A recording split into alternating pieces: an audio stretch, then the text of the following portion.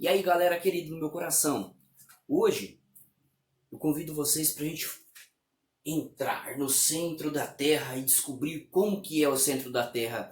Aposto que tem muitas pessoas aí curiosas para saberem como que é o centro da Terra, como que é o núcleo da Terra. Não sei se vocês já assistiram, tem até um filme que é baseado no livro do escritor Júlio Verne, que chama Viagem ao Centro da Terra.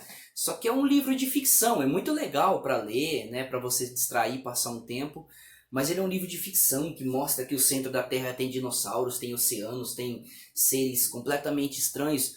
O que nós iremos perceber que não é bem isso. Então vamos tentar fazer uma viagem ao centro da Terra e descobrir do que é formado o nosso planeta Terra, como que ele é composto por dentro. Vem comigo nessa viagem então. Ó, olhando esses desenhos que eu fiz de forma bem simples, espero que você entenda. Fiz um desenho do globo terrestre. Quando nós olhamos o globo terrestre por fora, o que nós estamos vendo é a crosta terrestre, também chamada de litosfera. Aqui é como se eu tivesse fatiado o planeta e eu pudesse observar que essa parte mais externa, mais fininha, é a crosta terrestre, formada por rochas, oceanos, onde todos os seres vivos estão. Depois eu tenho uma outra camada que é dividida em manto superior e manto inferior. E eu tenho o núcleo da Terra, que é também formado pelo núcleo superior e núcleo inferior. Por que essa sigla aqui, professor NIF? Porque o núcleo é formado por metais, níquel e ferro. Nós vamos ver isso mais aprofundado depois, tá? Eu fiz uma simples experiência aqui, eu espero que vocês entendam. Pega aí comigo. Então eu fiz uma brincadeirinha aqui. Ó, não vamos fazer em casa sem a ajuda dos pais, hein? Se vocês decidirem fazer, não vão fazer sem a ajuda dos pais. Eu peguei um limão e aí eu desenhei como se fosse a crosta terrestre e fui colando pequenas partes, simulando as placas tectônicas, né? Como nós vamos ver, a crosta terrestre ela é formada por placas tectônicas como se fosse um grande quebra-cabeça. E aí eu vou descolar agora aqui para tentar simular para vocês como se fossem as placas tectônicas. Então, olha só. Ó, mais ou menos assim, ó. Tirei uma placa tectônica do planeta aqui, ó. Então, o nosso planeta ele é formado como um grande quebra-cabeça, que nós chamamos de placas tectônicas. E essas placas tectônicas se movem. Agora eu vou cortar o planeta ao meio. Ó, galera, mais uma vez, não vai fazer isso em casa sem a ajuda de um adulto, tá?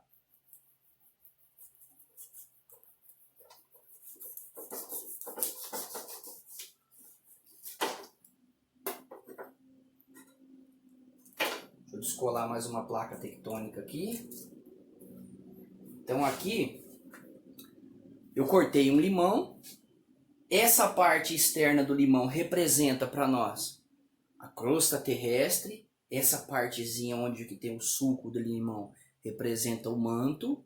E essa partezinha mais branquinha representa o núcleo. E lembra que a crosta terrestre ela é formada por placas tectônicas que compõem toda a estrutura do planeta como um grande quebra-cabeça, beleza? Então olha essa imagem, galera. Como se tivéssemos tirado um pedaço do nosso planeta para poder estudar, né? Uma forma de uma cunha, né? De ponta cabeça, um triângulo de ponta cabeça, como você achar melhor. Essa parte mais externa, que é a parte onde nós e os outros seres vivos vivem, essa parte superior, essa parte externa do planeta, é chamado de crosta. Então tem a crosta continental, que é onde constitui as áreas, né, de terra, que possuem terra, montanhas, rochas, e tem a crosta oceânica, que é o local onde, o fundo dos oceanos, o fundo dos mares, né? Abaixo nós temos o manto superior, mais um pouquinho abaixo nós temos o manto inferior, lembrando que o manto ele é formado por rochas derretidas, no qual nós chamamos de magma. Quando essas rochas derretidas, esse magma é expelido para fora, pelos vulcões, ele passa a receber o nome de lava. E mais abaixo está o núcleo, que é dividido em núcleo externo e núcleo interno. Entende-se que o núcleo, pelos estudos que foram feitos, que o núcleo é formado por níquel e ferro. Ele é sólido, formado por níquel e ferro, beleza? Por isso que aquela sigla NIF que nós utilizamos. Olha que legal essa imagem aqui, galera.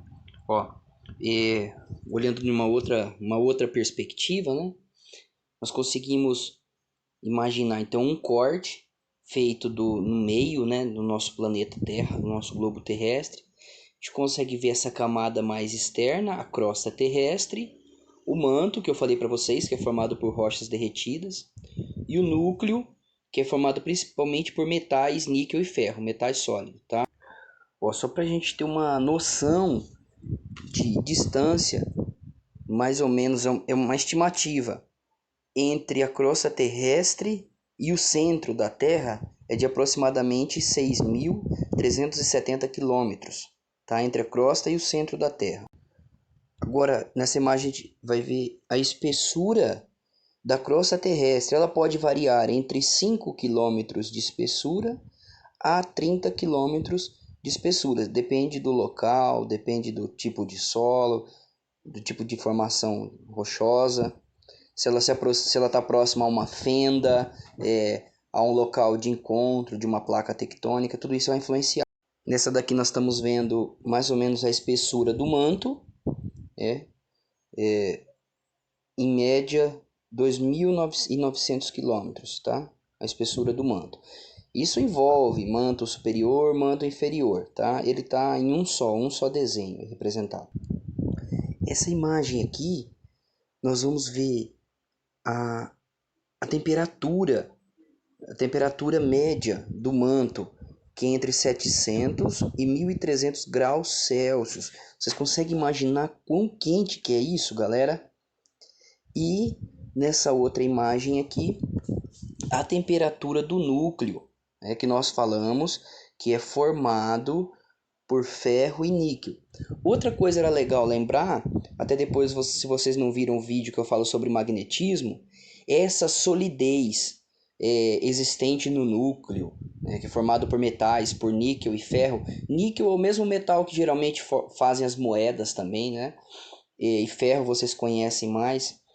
Ele, por ter essa quantidade muito grande, essa presença de metais, ele gera uma corrente elétrica no centro da Terra. E essa corrente elétrica também ela gera um magnetismo terrestre, que tem um vídeo só que eu falo sobre isso. Ele gera um magnetismo terrestre. Aqui nessa imagem apresenta um pouquinho sobre o campo magnético da Terra, né? O campo magnético do núcleo, que é claro que influencia em todo o campo magnético da Terra. Então, nós precisamos saber o seguinte, que como nós falamos, a crosta terrestre, também chamada de litosfera, ela é formada principalmente por rochas, solo, e ela é formada por grandes placas. Então, se você olhar essa imagem, é como se tivéssemos aberto a crosta terrestre, descolado a crosta terrestre do planeta e aberto ela para olhar de uma forma plana. Lembrando que a imagem nós temos do planeta, a forma dele é uma forma tridimensional, a Terra não é plana, só para lembrar, mas nós planificamos a imagem para tentar observar e ver mais ou menos como que se encaixam as placas tectônicas. Eu costumo brincar com os meus alunos e dizer que parece um grande quebra-cabeça. E essas placas tectônicas, elas se movimentam lentamente devido a esse fluxo que tem de altíssima temperatura do centro, do manto da Terra, do núcleo da Terra. Essa alta temperatura faz com que as placas se movimentem lentamente, podendo essas placas se movimentar uma de frente para as outras, uma em encontro da outra, tá? Podendo essas placas se movimentarem, uma se distanciando da outra, e podendo também essas placas se movimentarem uma em direção oposta à outra.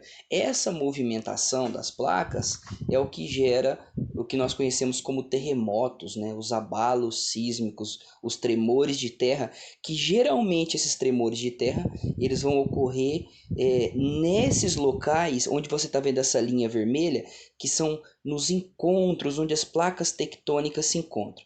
Tanto é que no Brasil não é comum se sentir tremores de terra no Brasil, porque o nosso país fica no centro de uma placa tectônica. Então, por isso que não é muito comum aqui, às vezes pode sentir numa escala bem pequena esses tremores, mas no Brasil não é tão comum a gente sentir tremores de terra, beleza? Então, como nós vimos, né, além dessa movimentação das placas tectônicas que geram os tremores de terra, os terremotos, é comum também se encontrar o surgimento de vulcões próximo a essas regiões de encontros entre as placas tectônicas, próximo às fendas. Vai ser muito mais comum você encontrar vulcões, né? Que nada mais é do que uma estrutura natural que expele o magma para fora. Quando ele sai, nós já falamos disso, ele recebe o nome de lava. Então sempre vai existir uma relação entre os vulcões e terremotos. Às vezes é possível observar que quando ocorrer um terremoto, às vezes pode ocorrer, né, simultaneamente uma erupção vulcânica. Consequentemente, também se for um maremoto, a formação de tsunamis, né? Aqui eu coloquei algumas imagens de alguns sismógrafos. Sismógrafos são os aparelhos utilizados para conseguir detectar os mínimos abalos sísmicos que tem, tremores de terra. Eles são colocados, distribuídos em vários lugares do mundo, geralmente próximo a essas áreas de risco, e eles são os aparelhos que medem a intensidade a magnitude desses tremores de terra, né? A intensidade, e ela é medida por uma escala chamada escala Richter, né? Que varia de 0 a 10. 0, né, nenhum tremor, e 10 seria o máximo, o que é muito incomum também acontecer tremores de terra próximo a 10 pontos na escala Richter. Para a gente lembrar que os vulcões geralmente são encontrados em regiões próximo aos encontros das placas tectônicas, é mais comum encontrá-lo. Eu tinha citado para vocês que os vulcões expelem o magma que está no manto para fora, e quando sai recebe o nome de lava, mas não é só isso que os vulcões expelem. Os vulcões também expelem cinzas, gases, vapor de água, rochas, poeira, beleza? Então, galera, antes da gente finalizar, eu quero lembrar algumas coisinhas para vocês aqui e deixar claro a relação entre litosfera, hidrosfera e atmosfera. Litosfera, toda a camada rochosa que compõe o planeta, local onde que nós vivemos. Hidrosfera envolve toda a região aquática, oceanos, rios, mares, tá? Toda a hidrosfera. E a atmosfera, toda a camada de gás que envolve a Terra. Muito importante vocês saberem que existe uma relação, que a litosfera ela se relaciona com a hidrosfera e com a atmosfera. Então existe uma relação constante entre a litosfera, a hidrosfera e a atmosfera. Tá? No próximo vídeo eu vou falar um pouco mais sobre a composição da litosfera. Então nós vamos estudar mais um pouco sobre as rochas, os tipos de rochas encontrados na litosfera. Tá? Eu agradeço você que aguentou me ouvindo até aqui, né? Eu espero que você tenha aprendido alguma coisa que tenha sido legal para você. Qualquer dúvida me procurem e eu espero você no próximo vídeo também, tá? Nós vamos estudar um pouquinho mais sobre a litosfera. Fiquem com Deus, fiquem na paz, um abraço.